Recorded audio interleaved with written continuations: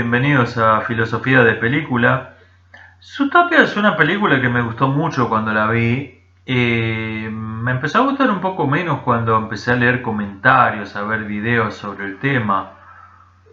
La película es entretenida, es una comedia con algo de aventura, algo de policial, cierto tinte romántico, muy buena animación. Es una linda película. El problema empieza cuando uno se pregunta cuál es la moraleja de esta fábula.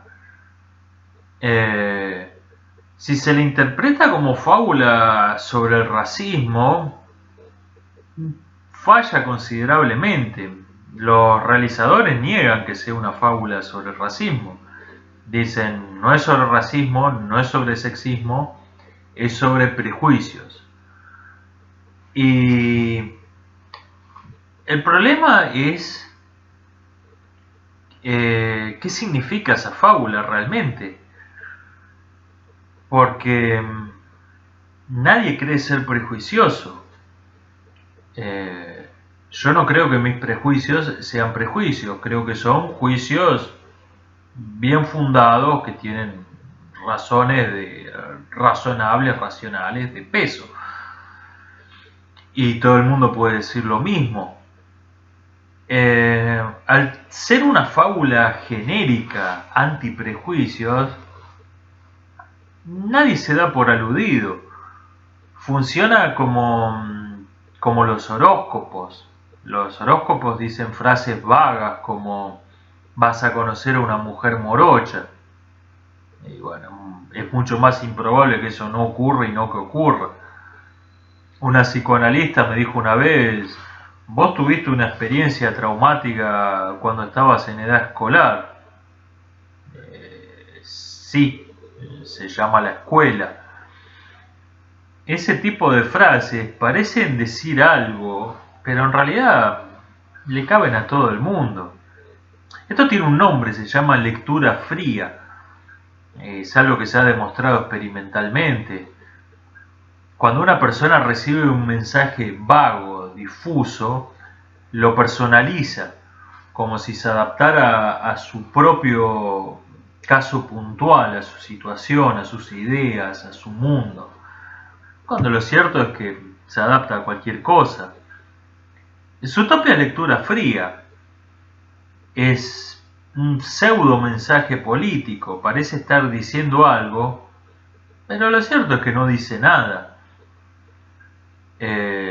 Lo primero que me alarmó, me llamó la atención, es que esta película recaudó 1.6 millones de dólares en Israel, lo cual es una cifra considerable para un país pequeño. ¿Por qué una fábula contra el racismo fue un éxito de público en un país gobernado por un régimen de apartheid? Y la respuesta es que la fábula está escrita de tal modo que todo el mundo se siente zorro, pero nadie se hace cargo de ser liebre. En Israel se debe haber interpretado como una fábula sobre el nazismo, no sobre la Franja de Gaza. En Estados Unidos se la interpreta como una fábula sobre la discriminación contra los negros, que está mal vista, no como una fábula de la discriminación contra los mexicanos, que es algo que se aplaude, que está bárbaro. En Argentina un crítico escribió: es una fábula que invita a reflexionar sobre hechos lamentables del pasado, y da una larga lista de estos hechos lamentables, entre los que no figuran la invasión argentina al Paraguay ni el genocidio de la población araucana de la Patagonia. O sea, invita a pensar en hechos lamentables del pasado con los que nosotros no tuvimos nada que ver. Entonces, es una fábula cómoda porque todo el mundo la personaliza. Al recibir una fábula genérica, anti-prejuicios, cada uno hace las excepciones que le parezcan convenientes. Esto ocurrió con una publicidad de los 90, una de esas publicidades contra la discriminación, la intolerancia y el racismo.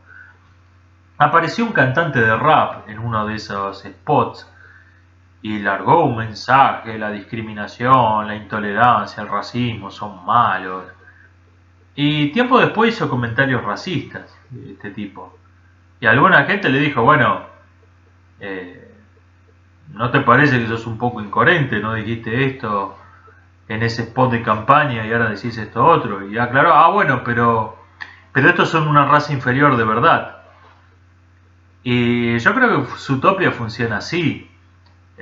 Todos estamos de acuerdo en que el racismo es malo, pero este son razas inferiores de verdad. Funciona porque cada uno hace las excepciones que le parezcan convenientes. Y nos damos cuenta que esto no es casual, que los realizadores han evitado cuidadosamente todo lo que obstruyera esa selección. Por ejemplo, en el mundo de Zootopia no hay sexismo, porque los sexismos son dos: está el feminismo y está su contrario. No hay mucho para elegir. En cambio, los racismos son miles, las formas de violencia religiosa son miles, los nacionalismos son miles. Los sexismos son dos. O estás en contra de la mujer o estás en contra de los hombres, no hay mucho para elegir. De modo similar, el tema en que tratan la relación depredador-presa. En la película hay especies depredadoras y especies que son presas. Y se habla de la familia de los depredadores en una escena, lo cual es incorrecto. Depredador y presa son roles, son transitorios, son circunstanciales. Hay especies que son depredadores de otra especie y a su vez presas de una tercera. Y sería interesante que el film hubiese mostrado esto como mostró las relaciones de tamaño. La conejita Judy es la más pequeña, la más chiquita del departamento de policía, donde son todos animales grandotes y bravos. Pero es una gigante en el pueblo de los ratones. Y sería interesante que la película hubiera mostrado a un animal hablando en una escena con un depredador natural suyo y en otra escena con una presa. Esto claramente lo evitaron de modo deliberado, porque evita esa lectura unidireccional. Yo soy zorro, las liebres son los otros. Con lo cual todo el mundo se siente cómodo con esta fábula, todo el mundo está de acuerdo, sí, me parece un mensaje muy positivo, pero todo el mundo lo personaliza, todo el mundo lo adapta. No ocurre lo mismo con otras fábulas de animales antropomorfos. Rebelión en la granja estuvo prohibida en Inglaterra, un país donde en general no hay mucha censura. Estuvo prohibida porque